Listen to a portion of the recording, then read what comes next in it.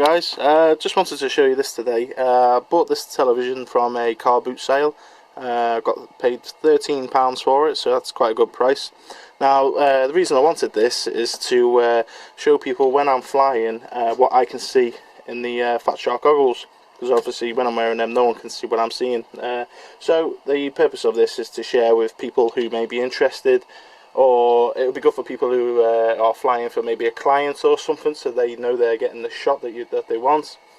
So what I'm going to do is try and strip this TV down and put it to bare basics, and then we'll stick it into one of my cases. I haven't decided which case yet, but I'll put it into the lid of one of the cases. Well, that's the plan anyway. So I need to strip this down because it's quite bulky, and you've got a big load of plastic on there, and it's quite heavy as well. Good thing about it is 12 volts. At the moment it's being powered by this plug here and off the mains, so I will try and run this off a 3-cell LiPo. I've got a spare overlander over here which I will try and use. This is 4400 milliamp, just a surplus one that I don't need anymore. I actually use that in my HPI Savage Flux. And yeah, as you can see, this is currently just playing what's on the SD card. That was actually a crash with the F450 when I was up in Preston. It crashed itself into the ground and demolished itself, and that was the end of the clip. But that's being played right now off of the GoPro, being played through it. It's transmitting it to my Fat Sharks. It's not actually connected, and it's being played on the TV. So also good for playback, so you can see where you may have went wrong. Say if you're out in the field and you crash it, you could play it back and see where you actually crashed. If you ever got telemetry to find your quad. So yeah, let's see if I can strip this down and put it into one of my cases.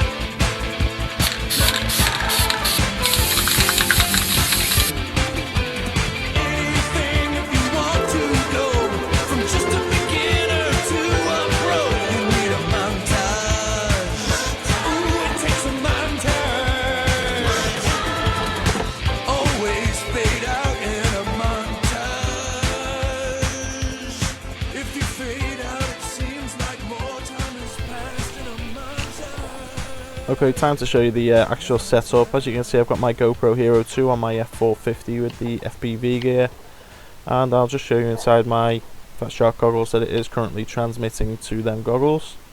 You can never really get a good view with these goggles when you try and look in with a camera.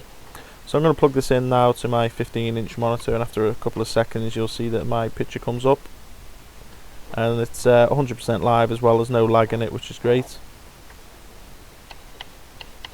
You can just see the Blue Turnigy LiPo that I've got in the box there. That's actually a 5000 milliamp 3-cell, which I am now powering it from.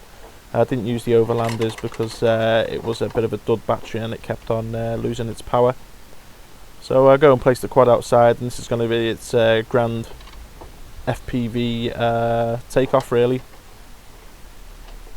Now the screen will act as a blue screen, so if it did lose complete signal, it would go to a blue screen, whereas the goggles do go to kind of white and black fuzziness. So this is my first takeoff now. I'm actually sitting in a shed and the quad is outside. you can see that this 15-inch screen is pretty good for FPVing.